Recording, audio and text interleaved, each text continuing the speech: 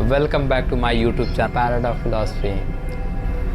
सो आज का हमारा वीडियो का टॉपिक है इंडिया एआई समिट 2026। सो आज जहां देखो वहां गलगोटिया यूनिवर्सिटी के चर्चे हो रहे हैं। तो दर्शकों को हम बताना चाहते हैं कि गलगोटिया यूनिवर्सिटी के प्रोफेसर नेहा सिंह ने यूनिटरी नाम की चाइनीज़ कंपनी के बने रोबोडॉग को अपने कॉलेज के बने एक्सलेंस सेंटर फैसिलिटी में बताया है, जिसकी वजह से सोशल मीडिया पे बहुत बड़ा बवाल छिड़ गया है।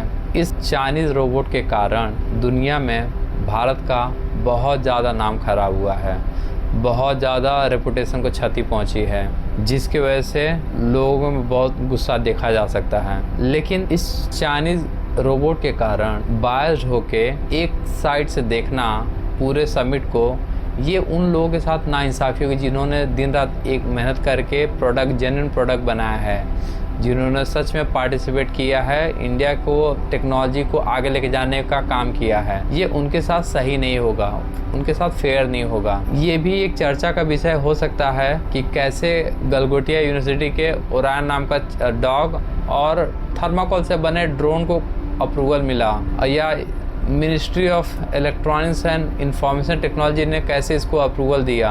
ये भी एक समीक्षा का विषय हो सकता है कि कैसे कौन से मापदंड क्राइटेरिया के बेस पे इनको वहाँ पे एंट्री मिला।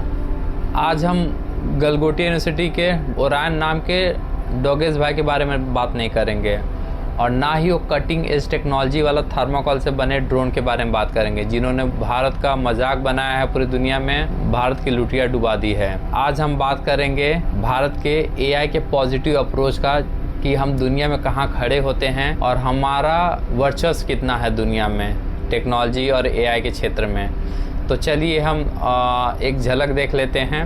लेकिन जैसा आपको बताना चाहता हूं मैं कि बात रोबोडॉग से छिड़ी है, तो क्या आपको सच में लगता है भारत रोबोडॉग नहीं बना सकता है? अगर आप ऐसा सोचते हैं तो आप गलत सोच रहे हैं। आपको बस बताना चाहता हूं मैं, ऐसा बहुत सारी कंपनियां हैं जिन्होंने ऑलरेडी भारत में बना चुकी हैं रोबोडॉग। तो चलिए थोड़े उसके बारे में ब्रीफ में डिटेल ले लेते हैं। तो चलिए शुरू करते हैं। भारत में आज भी बहुत सारी कंपनियां हैं जो from scratch to final product तक मेक इन इंडिया प्रोडक्ट बनाई हैं, मेक इन इंडिया रोबोटिक्स बनाई है, जिसका लोग फुल कैपेसिटी में यूटिलाइज भी कर रहे हैं। अगर हम इसकी फाउंडेशन की बात करें तो असेट इन रोबोटिक्स नाम की कंपनी ने 2014 में 3D प्रिंटर की मदद से एक complete human body humanoid robot बनाया था, जो इंडिया के लिए बहुत बड़ा फाउंडेशन था, बहुत बड़ा माइलस्टोन था, जिसने मॉडर्न रोबोटिक्स की नींव रखी है। साल 2024 arrow arc Delhi based company ने म्यूल नाम का रोबोडॉग बनाया, जिसके 100 यूनिट तैयार किए इंडियन आर्मी और गोस्ट रोबोटिक्स के साथ मिलके।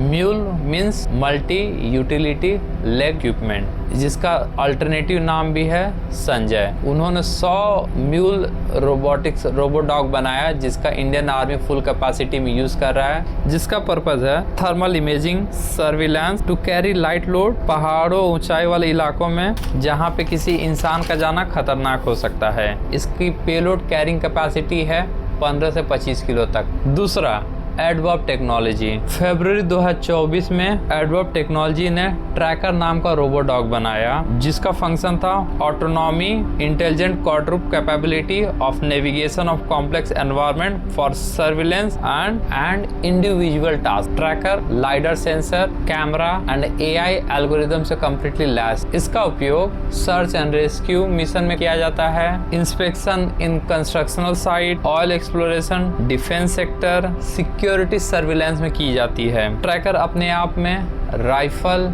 या खाने का राशन 5 केजी तक का कैरी कर सकता है। जहां पे इंसान को जाना रिस्की है, वहां पे आराम से पहाड़ी दुर्गम इलाकों में आराम से ट्रैकर की मदद ली जा सकती है, जहां पे हम ह्यूमन रिस्क को अवॉइड कर सकते हैं। तीसरा है परम। दिसंबर 2025 में भारत की Bengaluru based startup company general autonomy की स्टार्टअप कंपनी ने परम रोबोडॉग बनाया, जो इंडिया का most powerful indigenous advance robot dog बनाया है जिसका टोटल वेट है 35 kg, जिसकी पेलोड कैरिंग कैपेसिटी है 20 kg with heavy load task को परफॉर्म करने की काबिलियत रखता है। इंडिया में और भी बहुत सारे रोबोटिक्स एंड टेक्नोलॉजी कंपनियां हैं जिनका मैं थोड़ा यहाँ पे आपको बस ब्रीफिंग कर देता हूँ सो दैट आपको आइडिया रहे। सो सेगमेंट वाइज मैं बता रहा हूँ। मैं industrial and warehouse automation, Grey Orange systematic, DeFacto robotics and automation, Orange Woods lab, specialised and services robot, Invento robotic, Miko, Planys technology, Shastra technology, drones and UAV, defence and enterprises, Idea Forge, Hachidori robotic, emerging deep tech robotic, Perceptyne, centre, Muks robotic, ATI motors, externa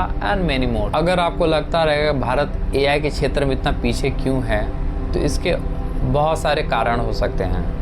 चलिए हम थोड़ा देखते हैं कि भारत कहाँ पे stand कर रहा है दुनिया में, इनोवेशन में, R&D में, पेपर पब्लिशिंग में। ग्लोबल इनोवेशन इंडेक्स के अनुसार भारत का रैंक पूरी दुनिया में 38 रैंक है, जबकि अमेरिका तीसरे पे है, चाइना 10वें पे है, फ्रांस 13, इजराइल 14 पे है। वर्ल्ड इंटेलेक्चुअल प्रॉपर्टी इंडिकेटर 2024 के अनुसार भारत ने टोटल 64,000 पेपर सबमिट किए थे, पेटेंट के लिए फाइल करे थे, जबकि China 18 lakh, America 6 lakh, Japan 3 lakh, south Korea 2.5 lakh, European union 2 lakh patent के लिए पेपर आवेदन करे थे।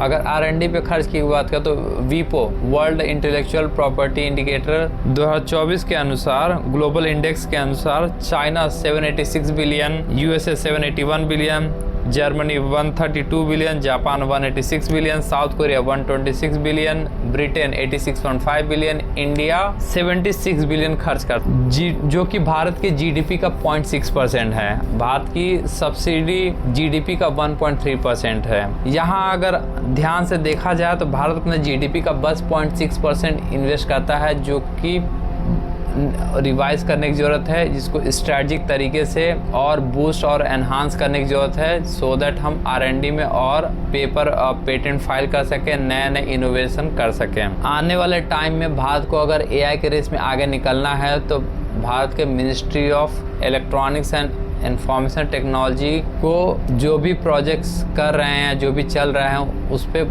अकाउंटेबिलिटी पे ध्यान देने की जरूरत पड़ेगी।